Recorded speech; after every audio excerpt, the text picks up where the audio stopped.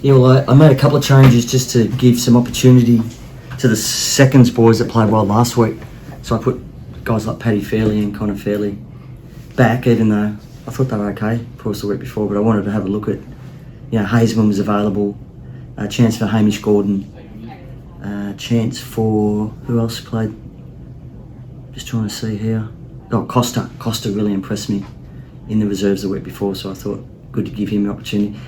I thought we needed a bit more speed than the first week.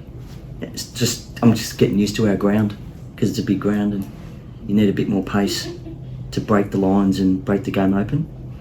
So that's why I made those few changes. Mm-hmm. And I thought, really pleased with how we started.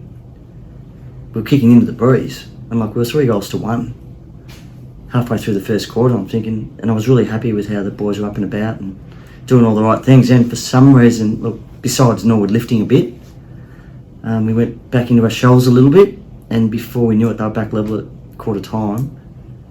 But then I thought, we had the breeze in the second quarter, and we started reasonably positive, but then it sort of, it went backwards a bit that last 15 minutes of the second quarter. And they were getting us with their tools up forward. We were a tall short, so I decided we had to do something. So Tommy Keogh was up forward looking really dangerous with Beachy, and also Matt McKenzie looking really good.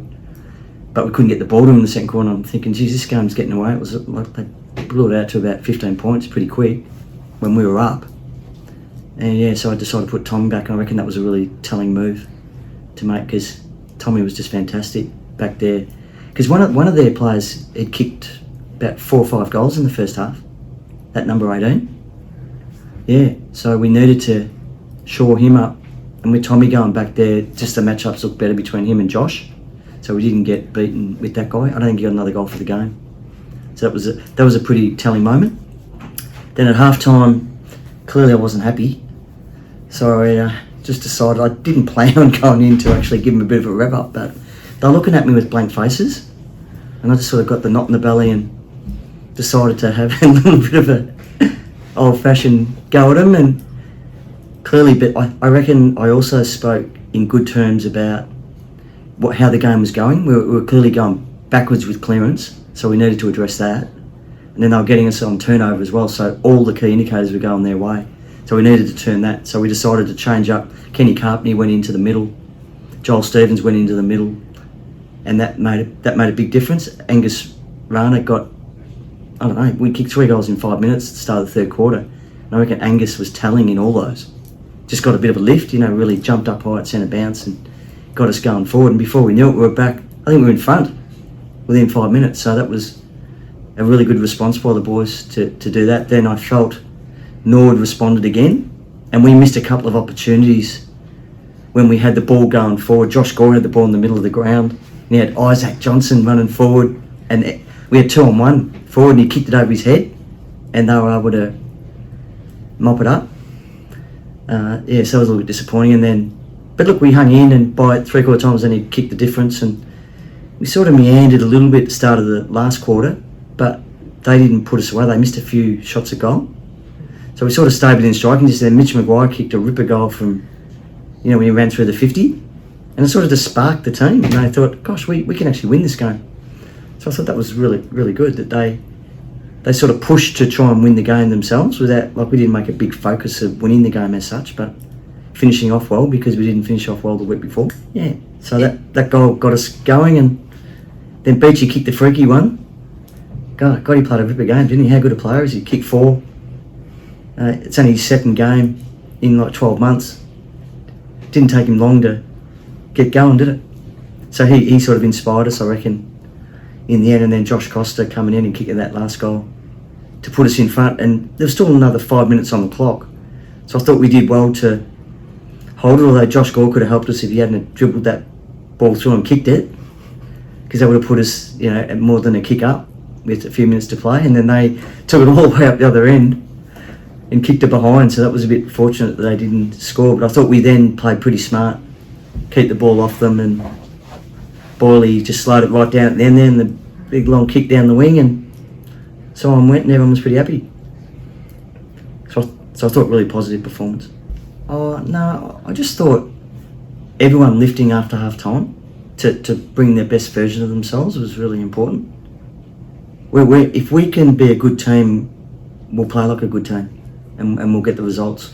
I don't think we can say we just need to rely on Beachy or whether it's Tommy Keogh or Josh Ryan.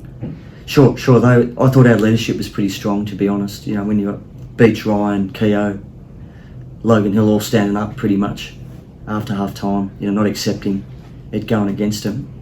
And Tommy played a pretty pivotal role. That was a big move. Take him out of the forward line where he was playing pretty well, and to move him back, as coaches, is sort of, you take a punt sometimes on doing things. Will it upset the team or will it help? And I just felt strongly enough that it was going to help the team steady a bit more. So he really steadied the ship for us, and that, because at halftime there were 6 goals, and they've been scoring 12 to 15 goals in their 2 practice games. So we kept them to 10. So I set the boys a target at halftime of no more than 10. So that was pretty special to get them working towards doing something like that. Yeah, look, I reckon I was pretty disappointed with our centre bounce. But that's their go. Like Norwood playing a small ground. They got Greig, Nunn. They're pretty handy players. Like, they know what they're doing. So they got hold of us a little bit with our smaller type players like Ed Allen and Mitch Maguire and even Kieran Lovell in the middle. So I had to change that up, so I was pleased I did that. I put Joel Stevens in there, and also Kenny Carpney gave us a bit more grunt when he was in. Plus he's got good fitness, so he ran a bit better than some of those others. So I think that'll be a big focus on our centre bounce this week. Plus they did a couple little funny things around ground stoppages, which I haven't seen a lot of teams do yet. So we'll just need to get ready. That'll probably happen with a few other teams where they put some extras into stoppage, which we might be okay 1-on-1 competing against, say, 3-on-3 in there. But if there's 4-on-3, it does make it hard. So I'll think about that, how we do that. And then still want to keep going with this rebound stuff that we're doing, where we're lowering eyes and trying to take the game on a little bit more and a little bit. I know it's a bit scary sometimes going through the corridor, but if it comes off, geez, it looks good, doesn't it? When it comes off. So we'll keep doing that. And I'm trying to get our forwards. They can't just think about it's always going to come to them. Sometimes you've got to come up, and you've got to work harder to get them out the back. That's just the modern game. So we're starting to show a little bit of that, but not enough yet.